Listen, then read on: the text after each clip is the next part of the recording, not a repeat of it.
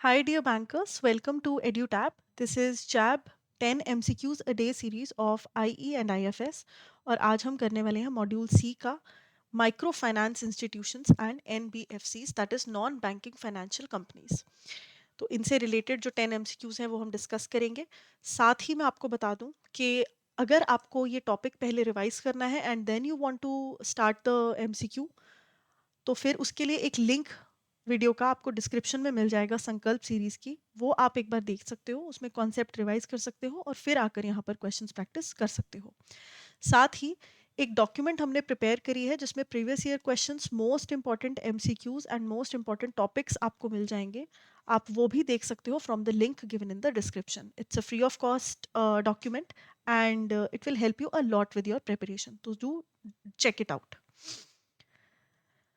तो चलिए फटाफट से स्टार्ट करते हैं। Which institution introduced the lead bank scheme in India? तो लीड बैंक स्कीम जो है वो किस इंस्टीट्यूशन ने स्टार्ट करी थी? क्या वो नबार्ड ने स्टार्ट करी थी? नहीं। क्या वो RBI ने स्टार्ट करी थी? हाँ। ठीक है जी। तो रिजर्व बैंक ऑफ इंडिया ने इस स्कीम को स्टार्ट किया था 1969 में, ताकि डिस्ट्रिक्ट की जो क्रेडिट प्लानिंग है उसे कोऑर्डिनेट किया जा सके डिफरेंट फाइनेंशियल इंटरमीडियरीज के साथ। और ऐसा क्यों करना था? ऐसा इसलिए करना था ताकि रूरल बैंक्स में या रूरल एरियाज में बेटर क्रेडिट फ्लो हो, उसका जो क्रेडिट फ्लो है रूरल एरियाज का वो बेटर हो। तो इसीलिए हमने ये स्कीम लॉन्च करी। तो RBI would be the correct answer here. Consider the following statements about the phases of micro finance evolution in India. तो माइक्रो फाइनेंस यानी कि वो फाइनेंस जो कि कम लेवल पर, बहुत बड़े फाइनेंशियल नीड्स को केटर नहीं करता, छोटी फाइनेंशियल रिक्वायरमेंट्स को केटर करता है। उसका एवोल्यूशन कैसे हुआ? फेजेस में हुआ है ना। तो उससे फेजेस से रिलेटेड आपको बतानी है कौन सी स्टेटमेंट यहाँ पर करेक्ट है।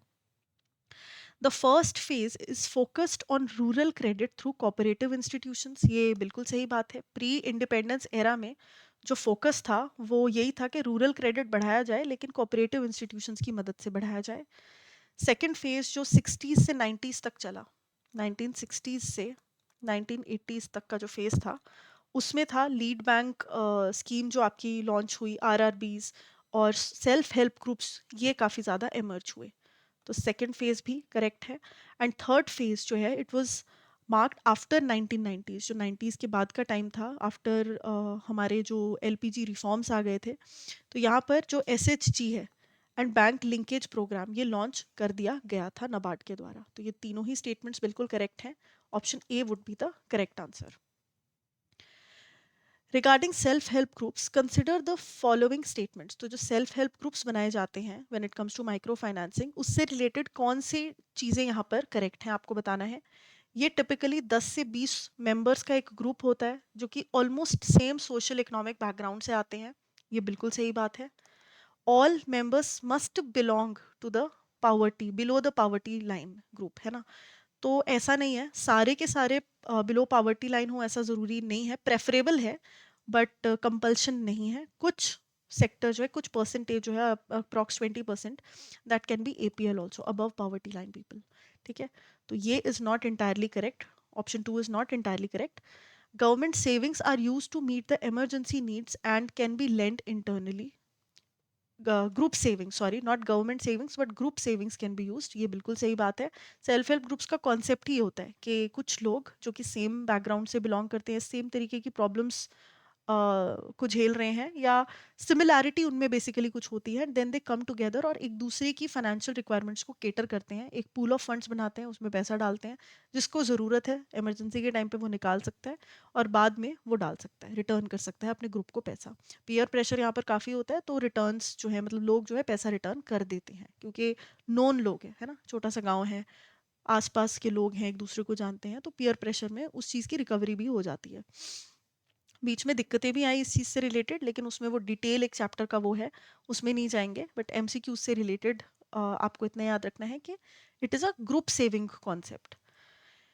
SHGs help reduce transactional cost for both lenders and borrowers. This is also true. ठीक है। तो इसका करेक्ट आंसर हो जाएगा option 3, that is 1, 3 and 4।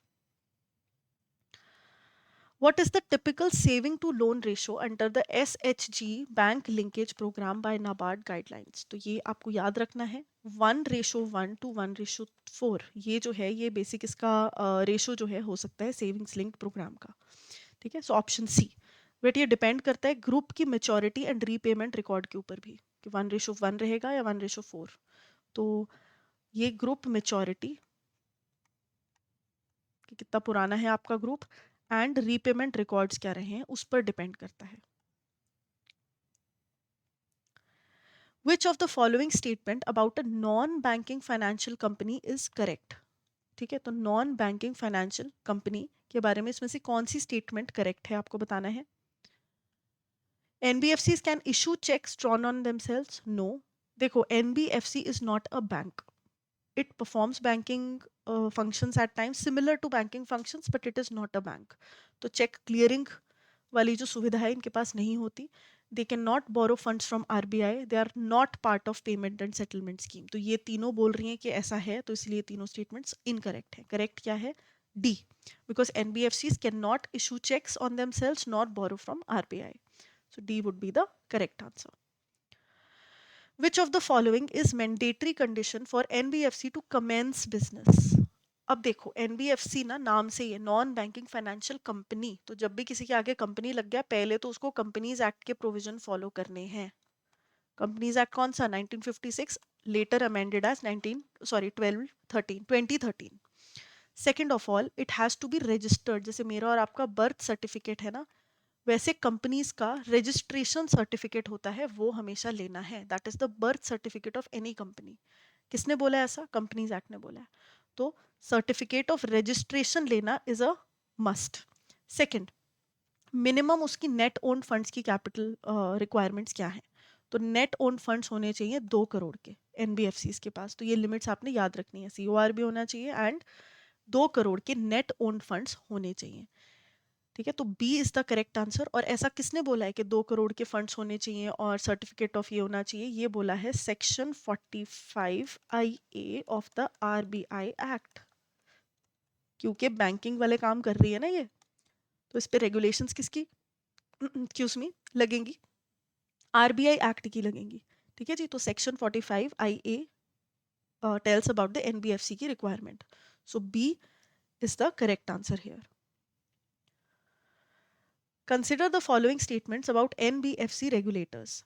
SEBI जो है वो रेगुलेट करता है merchant banking and venture capital funds को, बिल्कुल सही बात है। Securities exchange board of India जो कैपिटल मार्केट्स को रेगुलेट करता है ना, तो ये बिल्कुल सही बात है, मर्चेंट बैंकिंग को देखता है। IRDAI इंश्योरेंस कंपनीज को देखता है, ये तो डी मॉड्यूल, ये पूरा एक चैप्टर है इस बारे में।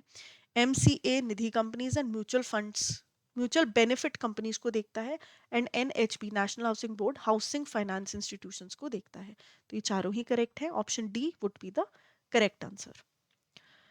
Which year marked the establishment of NABARD? तो नबार्ड कौन से साल में इस्टेब्लिश किया गया था? ये बहुत ही एक फैक्चुअल चीज़ है। अगेन मॉड्यूल सी ही अपने आप में बहुत फैक्चुअल है, मैं कई बार आपको बता चुकी हूँ।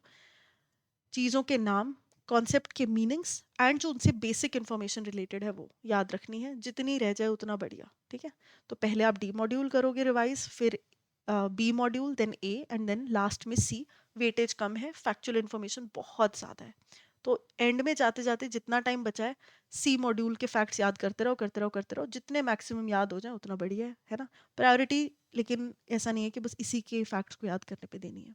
ठीक है, तो which year marked the establishment of NABARD in India? So option C would be the correct answer, that is 1982. Consider the following types of NBFCs. Now there are different types of NBFCs. ठीक है, वो भी depend करता है, कुछ categories अगर उनको classify कर दें तो कुछ होती हैं लाइबिलिटी के बेसिस पे, कुछ होती हैं एक्टिविटी बेस्ड, कुछ होती हैं साइज के बेसिस पे, डिपॉजिट के बेसिस पे एंड सो ऑन।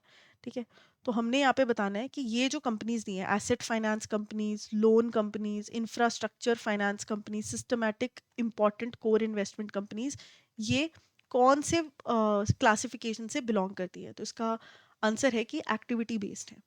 ठीक है, तो B would be the correct answer here. Consider the following statements about fair practice code of NBFC। तो NBFC का जो फेयर प्रैक्टिस कोड है उसके तहत इनमें से कौन सी प्रोविजन सही है? All communications to borrowers must be in a language understood by them, ये बिल्कुल सही बात है। आपको जहाँ पे आप ऑपरेट कर रहे हो वहाँ की रीजनल लैंग्वेज में समझाना आना चाहिए, कम्युनिकेट करना आना चाहिए। Loan agreements and sanction letters must include details like annualised return and repayment terms. Absolutely true, सब कुछ आपको डिटेल में बताना है कि किस रेट पर कब चार्ज कर रहे हो, रीपेमेंट टर्म्स क्या रहेंगी। एनबीएफसीज हरासमेंट या मसल पावर नहीं यूज कर सकते लोन रिकवरी, ये तो बहुत ही एक एथिकल चीज है ना, very obvious. The grievance redressal officers detail must be displayed on all operational branches. अगर किसी को कोई तकलीफ है तो वो किसको जाकर मिल सकते हैं, उनकी ग्रीवियंस कौन सेटल कर सकता है, उस ऑफिसर की डिटेल्स आपको अपने ऑफिस में लगानी है, डिस्प्ले करनी है। तो इसका correct answer is option C. और इसके साथ ही आज के जो हमारे 10 MCQs a डे है, we have successfully completed. Now, if you are preparing for JAB, let me tell you what you can do is आप edutap.in पर जा सकते हो और यहाँ पर कोर्सेज में जाकर जैब के कोर्सेज चेकआउट कर सकते हो और इसमें आपको हर तरीके के कोर्सेज दिख जाएंगे। आपको कैप्सूल कोर्स चाहिए, आपको सुपर क्रैश कोर्स चाहिए जिसमें कि आप लाइव क्लासेस में सारा कुछ समझ रहे हो, है ना। तो with in a span of 12 days हम कवर करेंगे इंटायर सिलेबस को। जो इंपॉर्टेंट एस्पेक्ट्स हैं सारे हम इसमें कवर करेंगे लाइव क्लासेस के थ्रू। तो अलग अलग यहाँ पर आपको कोर्सेज दिख जाएंगे, उनसे रिलेटेड इन्फॉर्मेशन आपको चाहिए तो ब्रोशर है, आप डाउनलोड कर सकते हो और इस कूपन कोड का इस्तेमाल करके आप डिस्काउंट जो है वो अवेल कर सकते हो। So do check out edutap.in, है ना, और उस पर जाकर कोर्सेज एक बार ज़रूर देखो। अगर हेल्प मिल सकती है, टाइम कम है ना, अच्छे से प्रिपरेशन हो सकती है तो डेफिनेटली इसके हेल्प से आप बढ़िया प्रिपेयर करो एंड जॉब को क्वालिफाई करो। ठीक है जी। So I will see you in the next lecture. Thank you and have a good day.